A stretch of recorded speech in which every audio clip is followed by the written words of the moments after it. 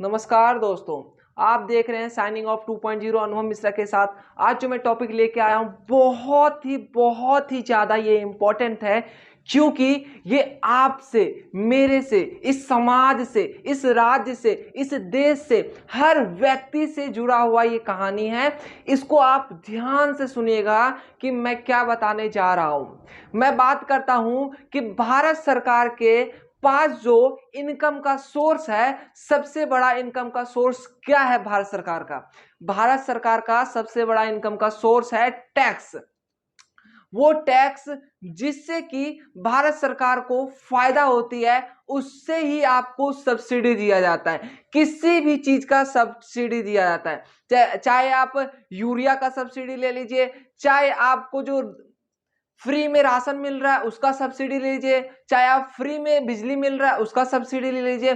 किसी भी चीज का आपको सब्सिडी दिया जा रहा है सरकार के द्वारा, वो आपके पैसे से ही, आपको ही दिया जा रहा पैसा सब्सिडी है। मतलब आप ही पैसा भारत सरकार को देते हैं और वही पैसा जो कि आपका है, वही पैसा भारत सरकार आप पे खर्च करती है। मैं ये सब क्यों बता रहा हूं, आने वाले अभी वीडियो के आगे में आप ये समझ जाएंगे। तो सुनते रहिए आप ध्यान से और इस वीडियो में बने रहिए। बने रहने के लिए आपको लाइक, सब्सक्राइब और शेयर करना बिल्कुल ना भूलें, अगर इस वीडियो से आपको कुछ भी, थोड़ा सा भी इफेक्ट पड़ता है तो। चलिए स्टार्ट करते हैं। मैंने कहा कि भारत सरकार का सबसे बड़ा इनकम का सोर्स है टैक्स।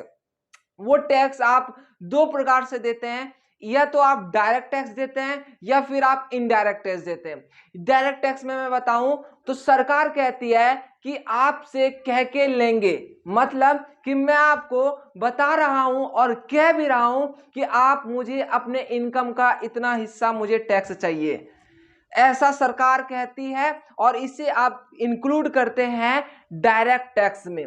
वहीं पे मैं इनडायरेक्ट टैक्स की बात करूं तो भारत सरकार कहती है मैं आपको बिना बताए लूंगा, आपका पैसा आपसे बिना बताए ले लूंगा। इसे कहते हैं आप इनडायरेक्ट टैक्स। इसको एक कन्वर्टेड फॉर्म में बदल दिया गया है, जिसे आप जीएसटी के रूप में जानते हैं, गुड्स एंड सर्विस टैक्स के नाम से जानते हैं। आप एक भी चीज देख लीजिए उठा करके जिसमें जीएसटी ना लगाओ। आप नमक लाते हैं, जब नमक आप 18 या 20 रुपए का लाते हैं,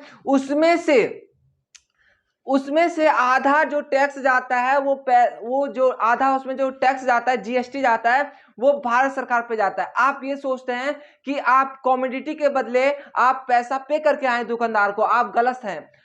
आप जो पैसा दे के आते हैं वो डायरेक्टली नहीं, इनडायरेक्टली आप सरकार को पैसा दे के आते हैं, उसे कहते हैं आप इनडायरेक्ट टैक्स। जो कि आपको भारत सरकार कहती नहीं है कि आपसे मैं बता के ले रही हूं, मैं आपको बिना बताए लूंगा, आपका पैसा बिना बताए ले लूंगा। एग्जाम्पल दूं आपको, सिनेमा घर। जब आप सिनेमा घर में आप फिल्म देखने जाते हैं तो आप जो पैसा उनको देते हैं, वहां पे आप समोसे देखते हैं 100-100 रुपए का, पॉपकॉर्न देते हैं 5-5, 600 रुपए का।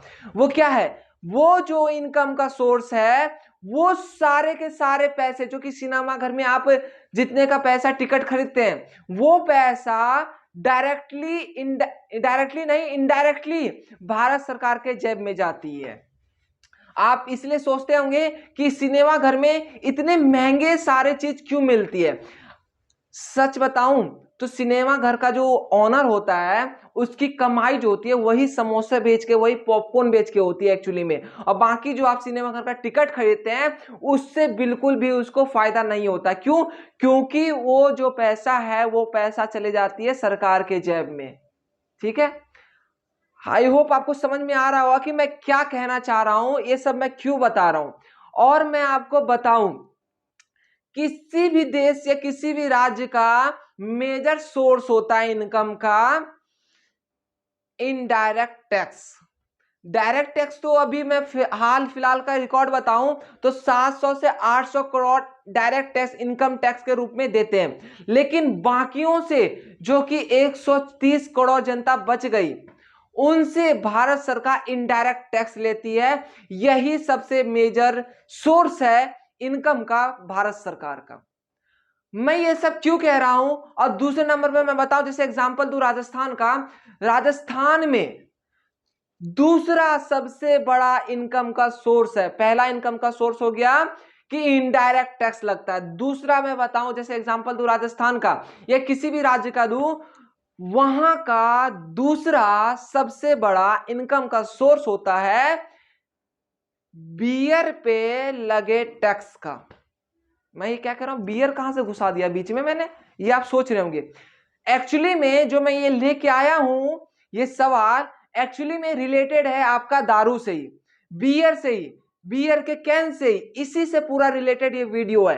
पहले आपको मैंने कॉन्सेप्ट बताया कि टैक्स जो आप देते हैं वो सिर्फ और सिर्फ उस पे नहीं देते हैं, बल्कि भारत सरकार का जो, जैसे कि मैं एग्जाम्पल दूं राजस्थान का 15,000 करोड़ रुपया, 15,000 करोड़ रुपया सिर्फ और सिर्फ दारू से पैसा कमाया जाता है। मेजर सोर्स ऑफ इनकम है राजस्थान का दूसरा नंबर पे बियर। और मैं आपको बता दूं, पेट्रोलियम पदार्थ और दूसरा बियर जिसे आप दारू भी कहते हैं, उस पे ना टैक्स कोई सा नहीं लगता, ना डायरेक्ट टैक्स लगता है ना इनडायरेक्ट टैक्स लगता है, वो टैक्स फ्री है। और सबसे बड़ा इनकम का सोर्स भारत का यही होता है, और भारत सरकार का और राज्यों का भी यही है कि दारू पे जो जितने भी पैसे आते हैं सबसे बड़ा इनकम का सोर्स वही होता है। मैं बात ये क्यों कर रहा हूं अब वो समझिए आप।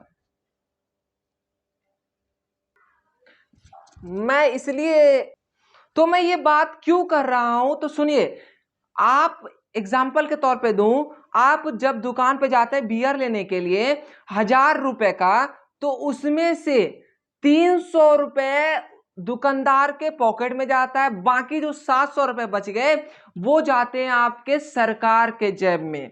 तो मतलब कि सरकार इस पे टैक्स लगाती है। सरकार क्यों टैक्स इस पे लगाती है?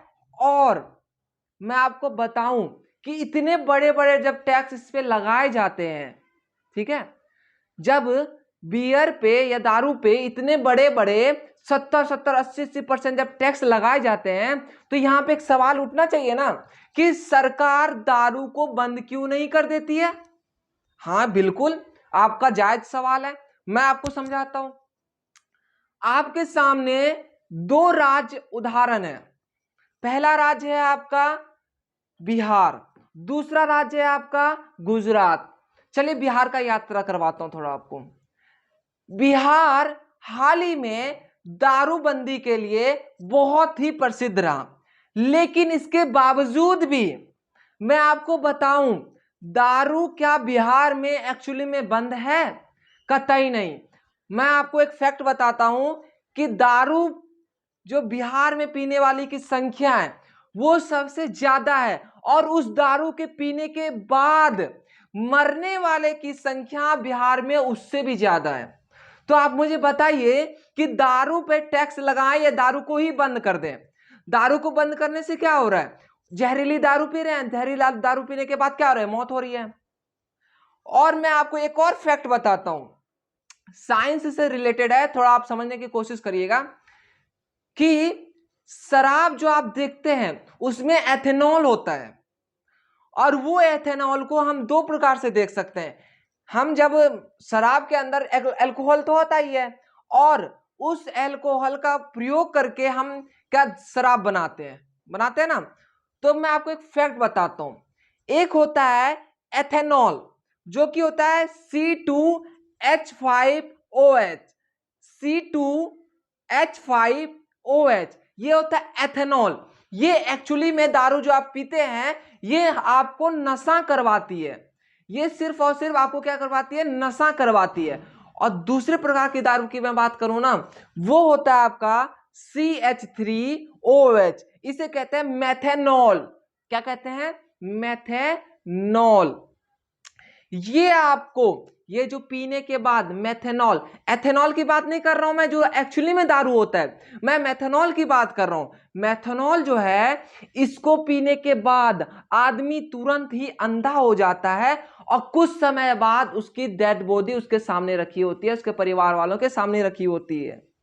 मतलब मैं क्या कह रहा हूं कि जो बिहार राज्य है उसमें माफियाओं के द्वारा जब वहां पे बंद कर दिया गया भारत सरकार के द्वारा कि बिहार सरकार के द्वारा वहां बंद कर दिया गया शराब, तो माफियाओं के द्वारा वहां पे इलीगल व्यापार किया जाने लगा, एथेनॉल का नहीं, मेथेनॉल का, जो कि आदमी को तुरंत अंधा और अंधे के बाद कुछ समय बाद उसको मृत्यु के गेट पे खड़ा कर देता है। तो आप मुझे बताइए कि बिहार में शराब बंद है, इसके बावजूद भी वो कैसे वहां शराब बिक रही है? तो अर्थात यह हुआ कि एसेंशियल इवल होता है ना, एसेंशियल इवल मतलब होता है आपका, मैं बताऊं तो समाज ने खुद के अंदर वो बुराई जो है उपलब्ध करवा ली है।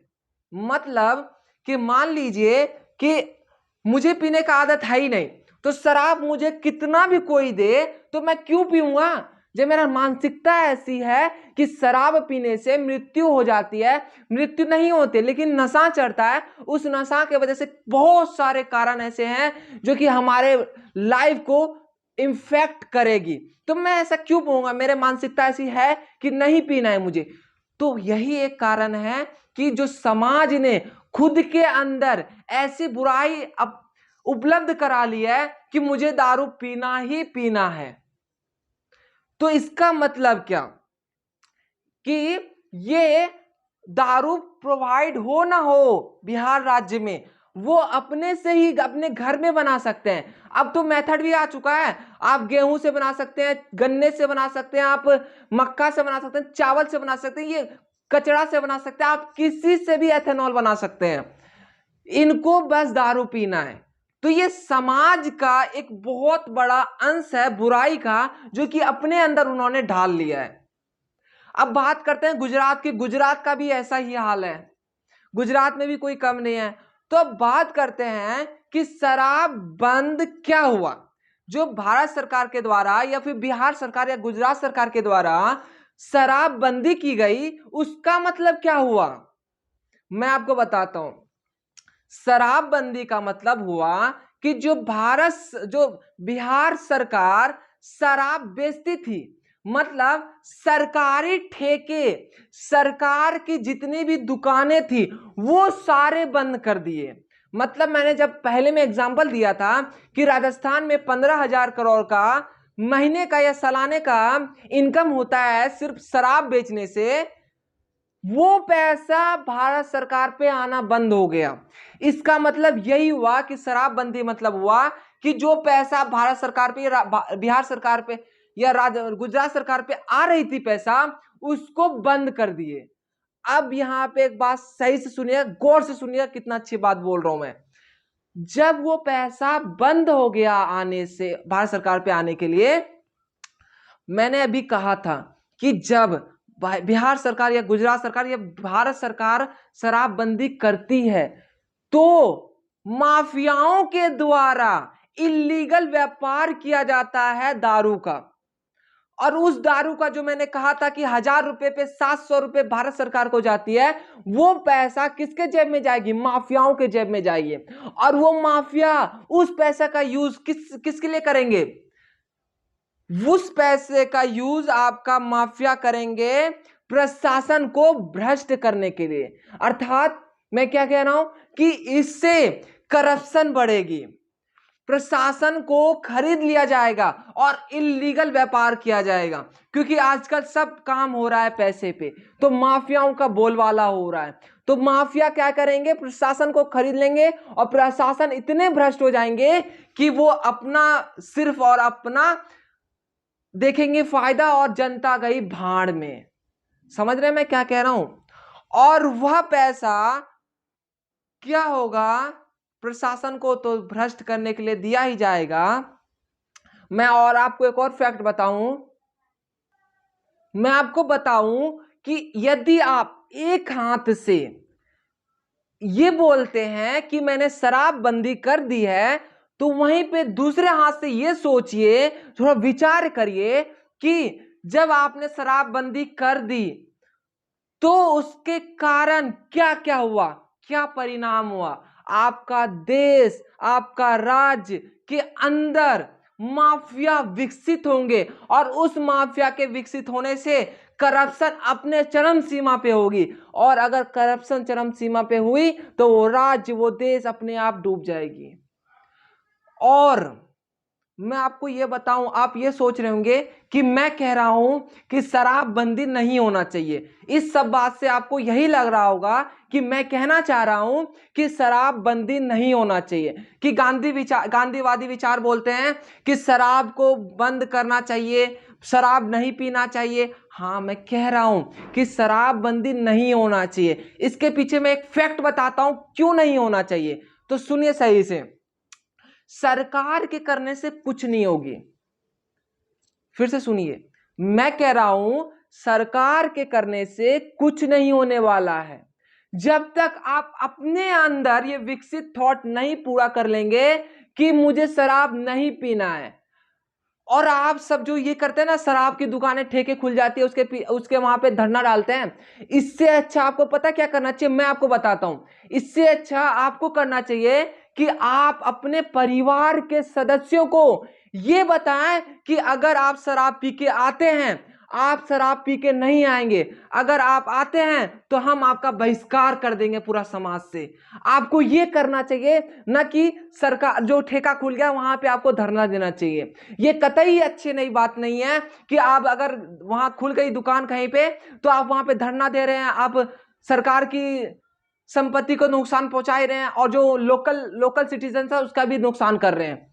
इससे अच्छा आपको क्या करना चाहिए, अपने परिवार में ये बात करिए, ये उनको समझाइए कि आप दारू पी के नहीं आएंगे। अपने समाज में, अपने सोसाइटी में ये सबको बताइए, अगर कोई बच्चा या कोई भी पीपल यहाँ पे शराब पी के आता है तो हम उसका बहिष्कार कर देंगे, हम उसको समाज में रहने के लिए इजाजत नहीं देंगे। ये सबसे अच्छा कारण है किसी भी शराबबंदी को, मतलब शराब को किसी भी देश या राज्य से हटाने का। ये नहीं कि शराब बंद कर दिया, शराब बंद किया बिहार में, क्या नतीजा निकला? वही नतीजा निकला कि हर मरने वाले जो अब 10 में से 4 देखेंगे, 5 देखेंगे तो शराब जो कि इथेनॉल भी नहीं, एथेनॉल जो कि घटिया से घटिया शराब है, जहर है, वो पी के मर रहे हैं। तो सोचिए कि ऐसा आप कैसे सोच सकते हैं कि एक शराबबंदी से पूरा देश का सुधार हो जाएगा? बिल्कुल नहीं होगा, क्योंकि मैंने अभी भी कहा, अभी फैक्ट बताया कि आपका जो शराबबंदी से पैसा आ रहा था वो माफिया के जेब में जाएगा और वो माफिया वो जो सरकार है उस सरकार को, प्रशासन को करप्ट कर देगी, और करप्ट कर देगी तो वो क्या होगा, अल्टीमेटली वो गिर जाएगा। सरकार गिरेगी, देश तो पूरा गटर में चले जाएगा। तो मैं क्या कहना चाह रहा हूं, मैं ये कहना चाह रहा हूं, अब आपको बताऊं कि भारत सरकार पे शराब से कितना पैसा इकट्ठा होता है सालाना। 1,75,501 करोड़ रुपए, पूरा देश का, सेंट्रल और राज्य को मिला के बोल रहा हूं, 1,75,501 रुपए करोड़, इतने करोड़ रुपए इकट्ठे होते हैं शराब से सिर्फ। और मैं आपको बताऊं, राज्य लेके चलिए यूपी चलते हैं, यूपी की बात करते हैं, यूपी चलते हैं। यूपी में 31,517 करोड़ रुपया वहां पे टैक्सेशन कलेक्ट किया जाता है शराब से सिर्फ। चलते हैं कर्नाटक में 20,950 करोड़ रुपए। वहीं पे महाराष्ट्र की बात करूं, महाराष्ट्र में है 17,477 करोड़ रुपया।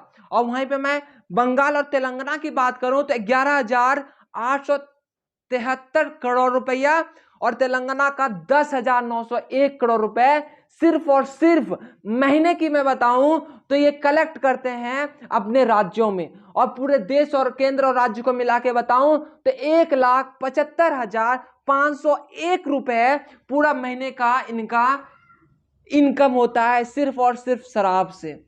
मतलब अल्टीमेटली मैं ये कहना चाहता हूं कि वो जो शराब पीते हैं वही देश चला रहे हैं।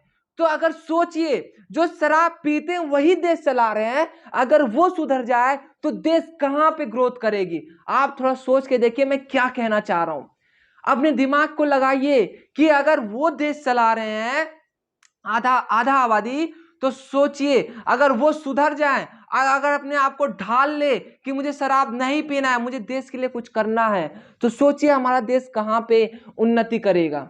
अमेरिका चाइना तो छोड़िए, उन सबको हम इतना पीछे पिछाड़ देंगे, पीछे छोड़ देंगे कि वो हमसे टक्कर नहीं ले पाएंगे।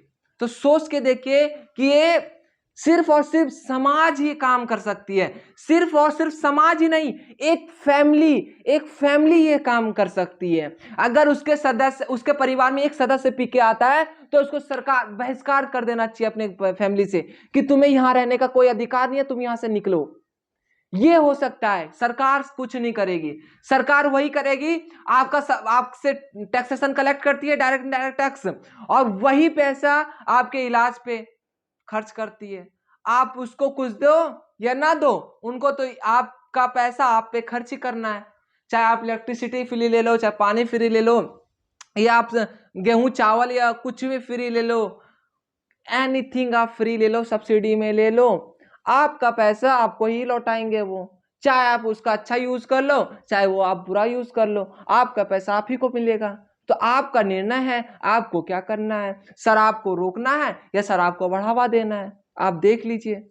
और मैं बात करूं एक और मैं आपको बताऊं, चलिए अब दिल्ली का शेयर करते हैं, जहां पे केंद्र सरकार, वहां जहां पे केजरीवाल का सरकार है। मैं बताता हूं आपको, 756 करोड़ बियर की बोतल सालाना खर्च होती है, जिसमें से 40% अप्रैल मई और जून जुलाई में खर्च होगी। और आप बोलेंगे कि अप्रैल मई जून और जुलाई में ही क्यों हो रहा है ऐसा? क्योंकि इसको पीने से ठंडक महसूस होती है, ऐसा लोगों का बोलना है। मैं आपको बता दूं कि इसमें ठंडक क्यों होती है। थोड़ा साइंस का फैक्ट है यहां पे ये सुनिए। हम जब इसको आप कंज्यूम करते हैं तो इसमें CO2 कार्बन डाइऑक्साइड मिलाया जाता है ठंडक पहुंचाने के लिए। जब मान लीजिए एक बोतल है, ठीक है, एक बोतल है, मान लीजिए ये बोतल है, इस बोतल में क्या ये मान लीजिए पानी का बोतल है, एक्चुअली पानी का ही बोतल है, ये पानी का बोतल है, इसमें आप एथेनॉल मिलाते हैं और एथेनॉल के साथ CO2 कार्बन डाइऑक्साइड मिलाते हैं। जब ये तीनों चीज मिलता है ना, तो आपका बनता है H2CO2 कार्बोनिक एसिड बनता है। वो कार्बोनिक एसिड जब आप पीते हैं ना, तो आपके पेट के अंदर जाता है, और आप जब डकार लेते हैं ना, वो डकार के साथ क्या होता है पता है, बगुला जो होता है वो निकलता है। मतलब हमारा शरीर कोई भी गैस एब्जॉर्ब नहीं करता है। और मैं आपको बता दूं, जब इसमें जल, एथेनॉल और CO2 मिलाया जाता है तीनों को, उसके साथ साथ घुली अवस्था में ड्राई आइस भी, शुष्क बर्फ भी मिलाया जाता है, और वही शुष्क बर्फ आपको ठंडक पहुंचाती है। वो जो शुष्क बर्फ है वही आपको उस बियर में, बियर ठंडा क्यों होता है आज आप जान लीजिए क्यों होता है, क्योंकि उसमें जल में एथेनॉल में के साथ CO2 और CO इन सब के साथ घुली अवस्था में ड्राई शुष्क बर्फ मिलाया जाता है, और उस शुष्क बर्फ के कारण ये बियर जो होती है आपका ठंडी होती है। आपको समझ में आना चाहिए। आप लोग बार बोलते हैं कि इसमें जौ से बनता है दारू। कहां जौ से बनता है मुझे बताइए ना। जौ सिर्फ उसके रूप को देने में यूज होता है, उसके बाद जौ का कोई काम नहीं होता। जौ के पानी का यूज होता है, उसके बाद जौ का कोई काम नहीं होता है। उसके बाद तो वो एथेनॉल बन जाता है। एथेनॉल के साथ CO2 और CO2 के साथ ड्राई आइस का यूज होता है। कहाँ है जौ? जो आप खाते ये पीते वो अलग बात थी, उससे आपका सेहत भी बनता, लेकिन जौ का यूज यहाँ पे है ही कहाँ। यहां तो आप गैस पी रहे हैं जो कि आपके शरीर को नुकसानदायक है। अब बात करते हैं कि अल्टीमेटली मैंने ये सब बात क्यों की। ये सब पहले मैं बता दूं आपको कि ये सब मैंने ये बात इसलिए की क्योंकि आप थोड़ा थॉट प्रोग्रेस करें, और आपको ये समझना चाहिए कि शराब पीने से बहुत ही नुकसान होता है। अपने को, अपने शरीर को, अपने परिवार को, अपने समाज को और अपने देश को, और देश के साथ साथ पूरी दुनिया में, क्योंकि आप एक ह्यूमन रिसोर्स हैं। आप एक ह्यूमन रिसोर्स है। इकोनॉमिक कहता है कि ह्यूमन रिसोर्सेस सिर्फ लैंड नहीं होती है। रिसोर्सेस वो सारे चीज होती है जिसका हम यूज कर सकते हैं। हम अपना यूज करके अपने परिवार को, अपने आप को कहां तक पहुंचा सकते हैं, और वही डिसाइड करता है कि हमारा देश कहां तक जाएगा।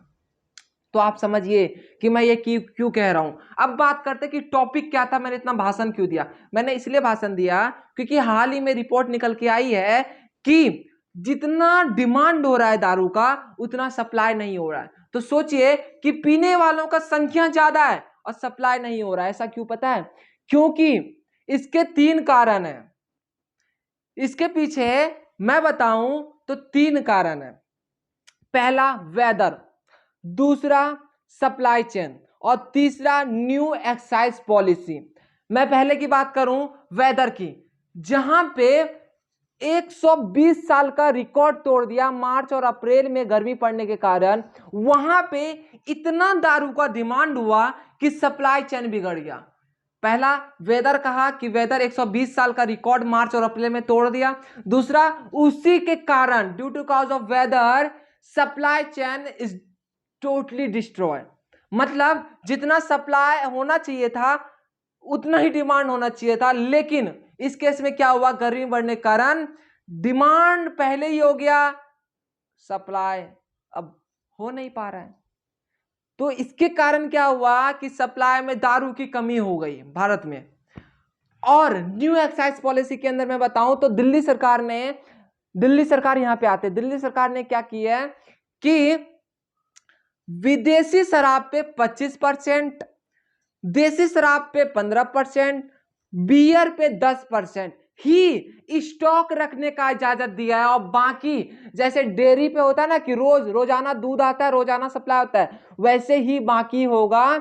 जितना भी परसेंट बच गया देसी विदेशी और दारू पे, ये सारे रोज लाओ और रोज बेचो। इसीलिए अल्टीमेटली ये प्रभावित हुआ है। और वहीं पे मैं बताऊं चौथा कारण, इसका चौथा भी कारण है हरियाणा में क्या है ना, इसका दारू जो है यहाँ पे सस्ता मिलता है, लेकिन इसी का दारू जो है दूसरे राज्यों में बहुत महंगा मिलता है। क्यों मिलता है? क्योंकि एक राज्य से दूसरे राज्य में दारू बिकने का इजाजत नहीं है, लेकिन माफिया मैंने कहा ना, माफिया जो है वो गैर व्यापार करती है दारू की। इसके कारण क्या है कि वहां की दारू का मांग बढ़ गया और ये अल्टीमेटली सप्लाई और डिमांड का चेन बिगड़ गया, और जो डिमांड जितना हो रहा है उतना सप्लाई नहीं हो रहा है, तो दारू की कमी हो गई है। तो मैं यहां से पूरा थोड़ा सा और फैक्ट बता दूं कि झारखंड ले चलता हूं, बिहार का पड़ोसी राज्य झारखंड। 15 दिनों में ऑल झारखंड में, पूरा ओवरऑल झारखंड बताऊं, 15 दिनों में झारखंड के अंदर स्टॉक ऑफ हो गया, आउट ऑफ स्टॉक हो गया दारू का। वहीं पे मैं बात करूं कि पर डे, रोजाना, प्रतिदिन 4 लाख पेटी की जरूरत है झारखंड में, लेकिन 35 से 40 हजार पेटी ही बियर का मौजूद है।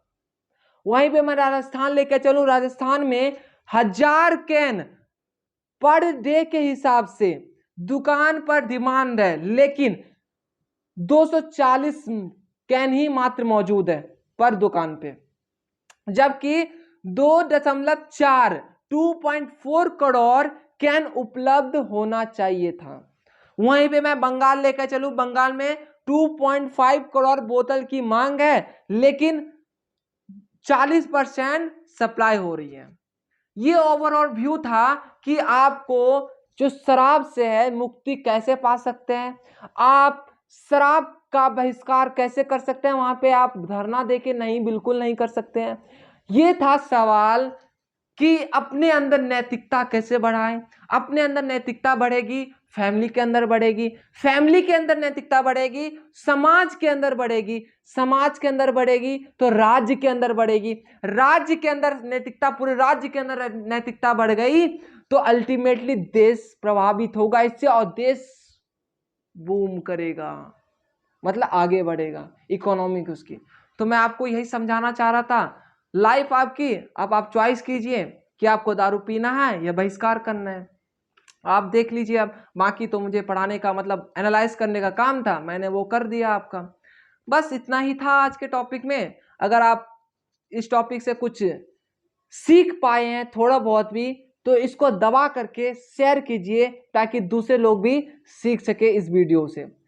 शेयर शेयर और शेयर ही करिएगा, मात्र आप लाइक और सब्सक्राइब करें ना करें, लेकिन शेयर इस वीडियो को बिल्कुल करिएगा ताकि दूसरों को भी पता चल सके कि सरकार की अल्टीमेटली क्या है शराब के प्रति। अगर शराब बंद होता है तो उससे क्या इफेक्ट पड़ता है समाज पे, अगर शराब बंद नहीं होता है तो उससे क्या इफेक्ट पड़ता है समाज पे। ये सारे बातें लोगों को जाननी चाहिए और मैं आपसे बस इतना ही अनुरोध करूंगा कि आप इस वीडियो को ज्यादा से ज्यादा शेयर कीजिए। आज के लिए इतना ही। पढ़ते रहिए अनु मिश्रा के साथ। धन्यवाद।